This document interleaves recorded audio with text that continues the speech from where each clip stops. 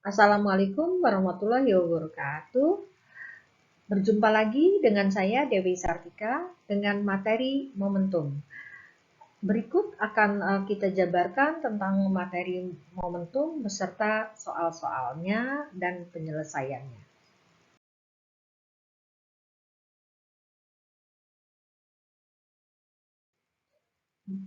Dalam mekanika benda bergerak dijelaskan juga bahwa ada besar-besaran yang eh, harus kita pelajari, yaitu posisi, jarak, kecepatan, percepatan, waktu tempuh, dan energi kinetik. Ya, ini mungkin sudah dibahas dengan materi-materi sebelumnya, terus tentang posisi, bagaimana posisi, jarak, kecepatan, percepatan, waktu tempuh, energi mekanik itu mempengaruhi gaya.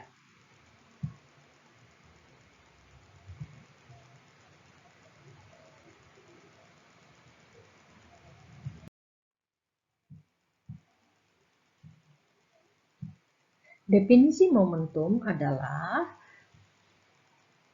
besaran yang merupakan ukuran mudah atau sukarnya suatu benda mengubah keadaan geraknya. Jadi mengubah kecepatannya, apakah diperlambat atau dipercepat. Itu semua disebut momentum. Jadi ketika ada perubahan kecepatan, diperlambat atau dipercepat akibat suatu gaya, maka bisa kita katakan itu adalah momentum ya.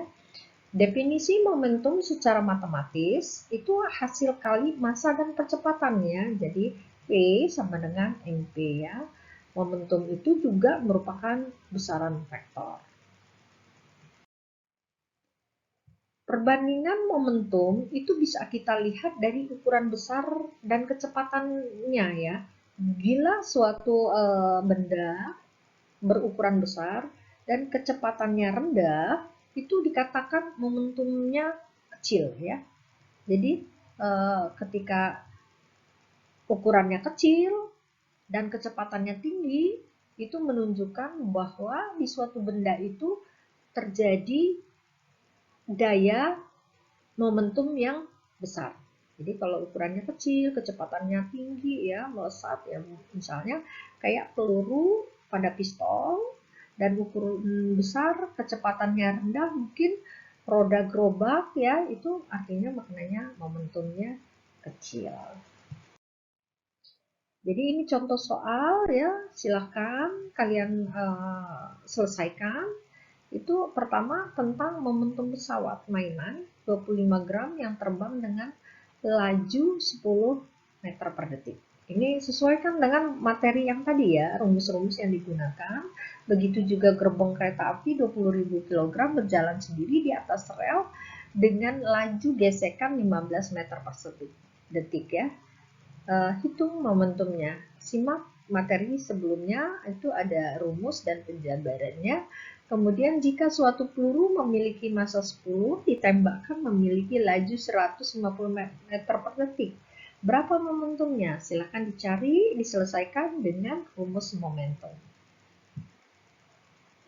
Nah, itu rumus momentum ya, P sama dengan M kali P. Hukum-hukum atau kaidah-kaidah yang berlaku pada momentum dan hukum Newton 2 itu bisa dilihat di slide ini, yaitu dengan rumus sigma F itu sama dengan delta P per delta T. Dan juga rumus yang lain yaitu sigma F sama dengan MP min MP0 per delta T atau M delta P per delta T sama dengan MA. Jadi laju perubahan momentum sebuah gaya sama dengan gaya total yang diberikan padanya. Nah, aplikasi dari rumusan tersebut, misalnya pada persoalan gerak roket ya, itu kita bisa lihat ya. Hitunglah gaya dorong roket, gaya natu roket, yang ini ya bisa dilihat dari soal ini. Selesaikan, coba kalian selesaikan dengan rumus-rumus yang dikeluarkan atau dibuat atau sudah dijelaskan sebelumnya di awal. Nah, ini ya Kita mulai mungkin rumus-rumus yang bisa kalian pakai, yaitu MA sama dengan delta F ya, atau MA sama dengan F berat plus F dorong ya, gaya dorongnya, kemudian F thrust itu PR per dm per dt, gaya neto itu adalah gaya berat sama dengan M kali G, sehingga gaya neto itu adalah gaya dorong dikurang mg ya. Nah, ini soal yang bisa kalian selesaikan dengan kaidah-kaidah dari momentum dan hukum Newton, yaitu contoh air disemprotkan dengan debit 2 kg per second dan laju mobil itu 15 meter per detik ke arah sisi mobil. Berapa gaya yang diberikan air pada mobil ya, kita sesuaikan dengan kaidah momentum dan momentum yang berdasarkan tadi soal sebelumnya, itu momentum bisa kita kaji dengan rumus Px sama dengan Mpx ya. Kemudian katanya kalau disemprotkan air, itu air akan berhenti pada saat mengenai mobil. Berarti besar gaya dianggap konstan. Nah, mobil untuk merubah momentum air itu berlaku gaya, yaitu F sama dengan delta P per delta T, P akhir sama dengan delta P itu sendiri, P akhir min P awal per delta T ya. Apabila kita mendapatkan tanda minus, itu bermakna gaya pada air berlawanan arah dengan kecepatan sumber air ya. Jadi mobil akan memberi gaya berlawanan dengan air ya, karena dia bergerak juga. Nah, tentang kekekalan momentum tumbukan, itu momentum itu total dari suatu sistem benda-benda yang terisolasi katanya adalah konstan ya. Jadi sistem itu adalah sekumpulan benda yang berinteraksi satu sama lain, sementara sistem yang terisolasi itu adalah suatu sistem di mana gaya yang ada hanyalah gaya-gaya di antara benda pada sistem itu sendiri. Jadi hukum kekekalan momentum dapat digunakan untuk menganalisis mekanika tumbukan, tabarakan, hamburan, dan ledakan. Jadi momentum itu mungkin berapa besar sih gaya yang terjadi pada saat tumbukan, tabrakan, hamburan, atau ledakan. Mungkin peristiwa-peristiwa misalnya kayak bom Hiroshima, atau kemarin misalnya ada tabrakan, berapa sih kok bisa hancur lebur, itu momentumnya seperti apa. Kemudian hamburan juga itu ya bisa dihitung dengan kekekalan momentum.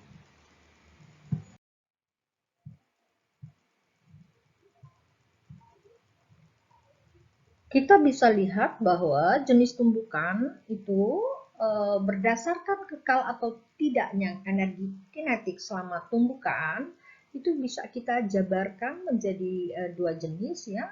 Pertama, yang tipe lenting atau tenaga kinetiknya kekal, dan yang lain itu dalam keadaan posisi tidak lenting, yaitu energi kinetik total setelah tumbukan selalu lebih kecil dari tenaga kinetik total sebelum tumbukannya. Tapi kalau lenting itu tenaga kinetiknya kekal, artinya sebelum dan sesudah tetap ya. Tetapi ketika tidak lenting, maka sebelum dan sesudah energi kinetik totalnya adalah berubah atau tidak sama. Nah, ini ya rumus-rumus yang berlaku pada tumbukan lenting atau momentum kekal itu adalah P sama dengan sebelum, P sebelum sama dengan P setelah, P1 plus P2 sama dengan P1 plus P2. MP1, M1P1 plus M2P2 sama dengan M1P1, M2P2 ya. Kemudian energi kinetik kekal ya, itu energi kinetik kekal itu Eka sebelum sama dengan Eka setelah ya. Kemudian kita lihat ya, Eka sebelum EK1 plus EK2 sama dengan EK1 sama dengan EK2. Kemudian bola biliar dengan massa M yang bergerak dengan laju 4 meter per detik. Nah, ini soal yang selanjutnya ya, bisa kalian selesaikan dengan rumus momentum atau kekekalan massa. Kita simak bahwa dia apakah lenting sempurna atau tidak lenting ya. Jadi hukum kekekalan momentum itu rumusnya itu adalah MP1 sama dengan MP2 plus MP1 aksen plus MP2 aksen ya. Seperti ini. Terus disimak. Hukum kekekalan energi kinetik juga coba disimak dari rumus yang sudah kita sajikan sebelumnya. Nah, kita bisa mendapatkan rumus lanjutan bahwa dari jabaran sebelumnya itu P1 min P aksen 1 kali P1 plus P aksen 1 itu sama dengan P2 kuadrat ya, P2 aksen kuadrat ya.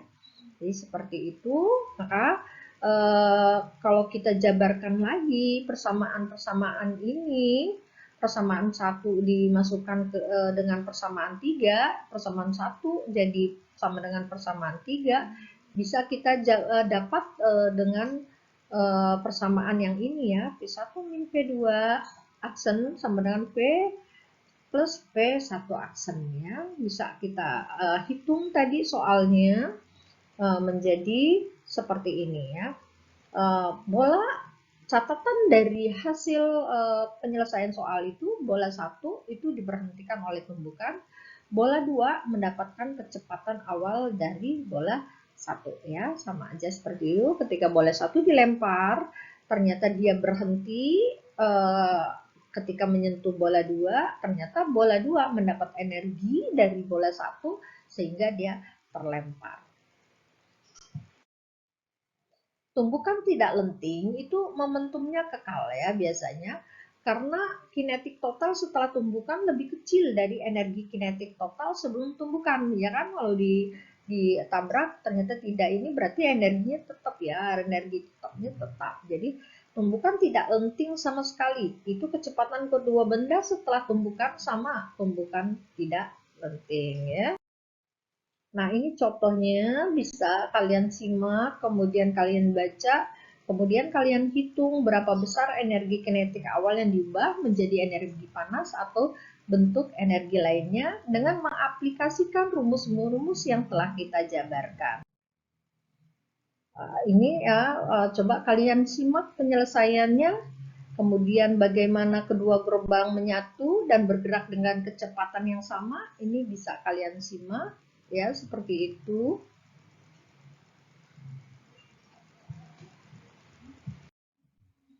Nah, dari soal tadi, kita bisa menghitung energi kinetik awalnya ya. EK sama dengan setengah M1P1 kuadrat plus 0 ya. Kemudian juga kita bisa menghitung energi kinetik setelah tumbukan, yaitu EK aksen, energi kinetik aksen, adalah setengah M1 plus M2 kali P kuadrat ya. Kemudian energi yang diubah menjadi bentuk lain itu adalah energi kinetik awal dikurang energi kinetik setelah tumbukan ya. Jadi kita bisa setelah mendapatkan energi kinetik awal dan energi kinetik tumbukan, maka kita bisa menghitung energi yang diubah menjadi bentuk lain. Berapa besar sih energi yang diubah setelah tumbukan atau setelah terjadi momentum tumbukan? Nah, itu adalah energi kinetik awal dikurang dengan energi kinetik setelah tumbukan. Nah, ini soal-soal yang bisa diselesaikan. Yang pertama adalah tentang tabrakannya bola kasti ya, tabrakan. Kemudian bagaimana bola itu terpantul kembali, itu kalian hitung kecepatan bola target dan massa bola targetnya. Kemudian yang kedua itu bola bowling yang mengalami tumbukan lenting sempurna ya. Nah, itu bagaimana kejadiannya bisa kalian hitung berapa laju kedua setelah tumbukan ya, kedua bola bowling setelah tumbukan. Sekian penjabaran dari materi momentum, semoga bisa dipahami dan bisa diselesaikan tugas-tugasnya dan soal-soalnya. Wabillahi taufiq wal hidayah. Wassalamualaikum warahmatullahi wabarakatuh. Salam sukses.